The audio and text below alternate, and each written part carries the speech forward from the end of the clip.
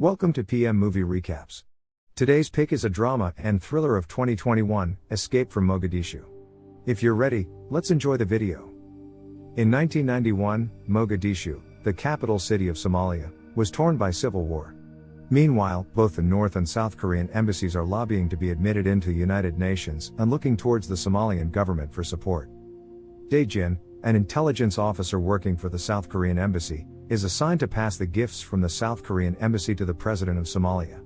He meets Han Sin-sung, the chief ambassador in Somalia, who is running late to meet with the Somalian president. Sin-sung immediately takes the gifts and leaves. While en route to the presidential estate, his vehicle gets attacked by a rebel group. They open fire on Sin-sung's vehicle and rob the gifts. This situation leaves him no choice but to walk to the presidential estate with his secretary, Soo-chul. They both missed the appointment by 15 minutes and were denied to meet with the president. As Sin-sung attempts to explain their delay, he notices the North Korean ambassador, Ri Myong-soo, walking out of the meeting room. In his view, Somalia's support for North Korea will prevent South Korea from joining the UN. Sin-sung believes Yong-soo is behind the robbery incident, but it is revealed that Yong-soo's intelligence officer, Tae Joon-ki, was the one who hired the rebels to delay and rob Sin-sung.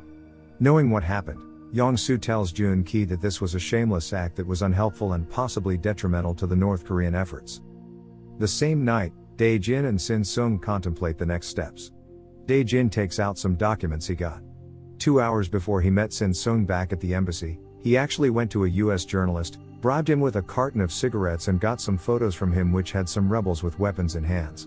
Dae Jin told Sin-sung that it was the North Koreans who had been arming the rebels, but Sin-sung questioned the validity, where Dae Jin replied that none of that is important as long as the pictures would be published by the US journalist, as the North Koreans has been arming the rebels all along, thus it would be possible to sway the votes towards the South, as the government would condemn the North Korean for doing so.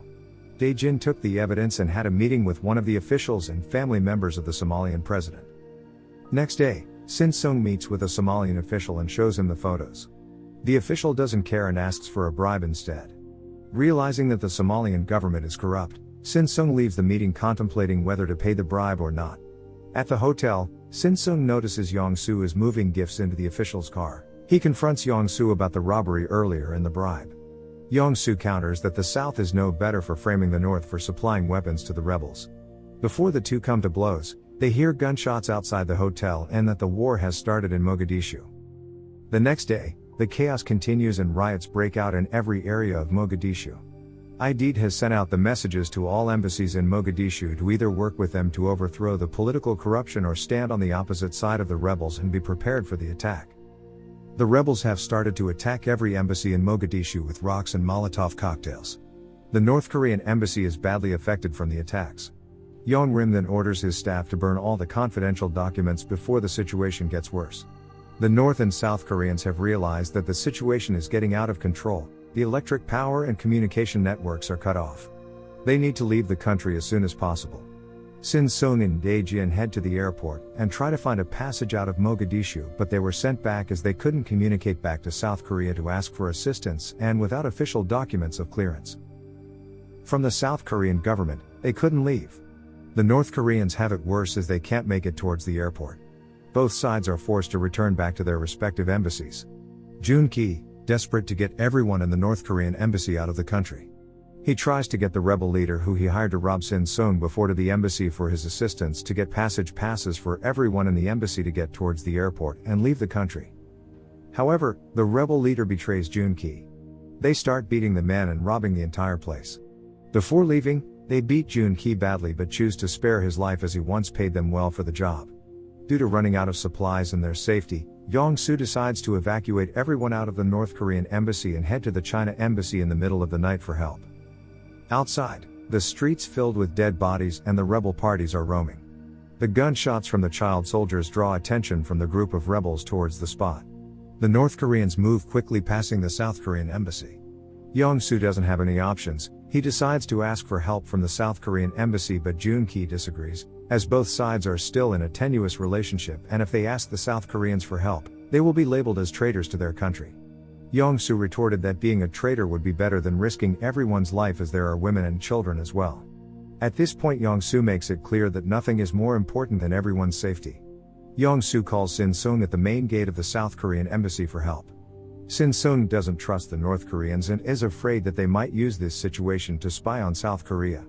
While he is thinking whether to let them in or not, a group of rebels is coming closer towards Yong-soo and his group. They are opening fire in the air.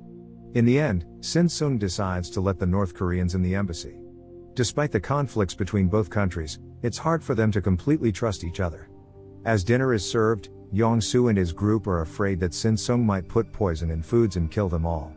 In the middle of the awkward situation, Shin Sung grabs Yong-soo's rice bowl, swaps it around with his and eats, proving that it's safe to have it. Yong-soo and his group feel more comfortable. Both sides start eating and even sharing food.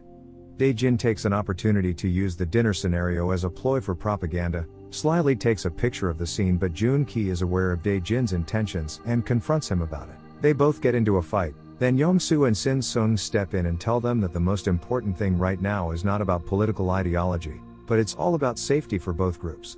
In order to achieve the goal, they need to trust each other enough to be able to work things out together and find a way out of Mogadishu.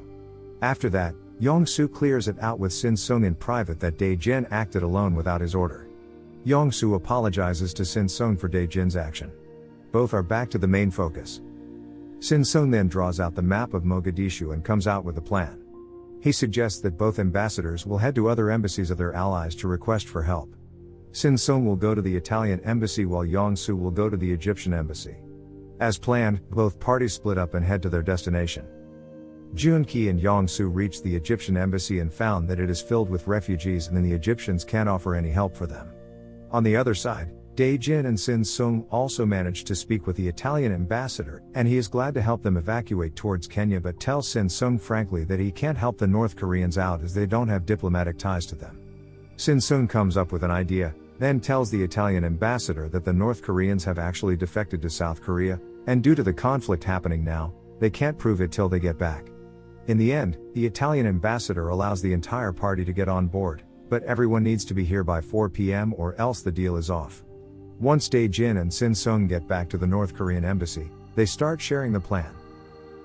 Yong-soo sees that the cars are riddled with bullet holes, then he comes out with a plan.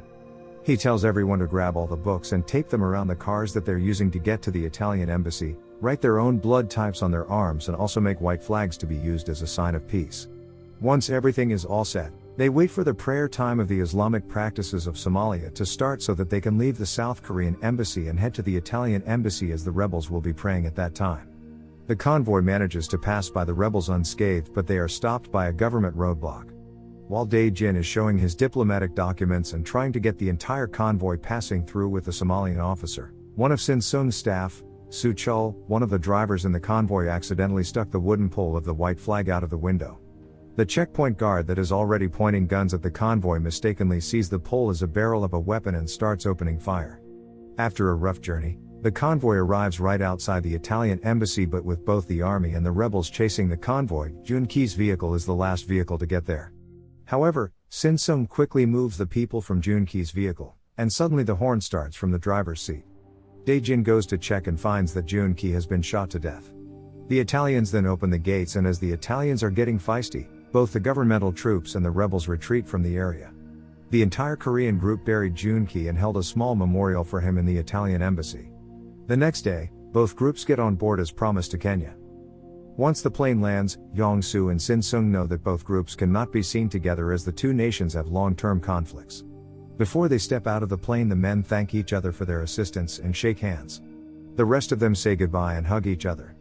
They quickly split into their original groups to join their respective delegations. With one last look at the other's group, the ambassadors get on their respective buses and head in opposite directions. Thank you for watching, but before leaving, please make sure that you click subscribe and turn on the notification so that you can enjoy watching more videos like this.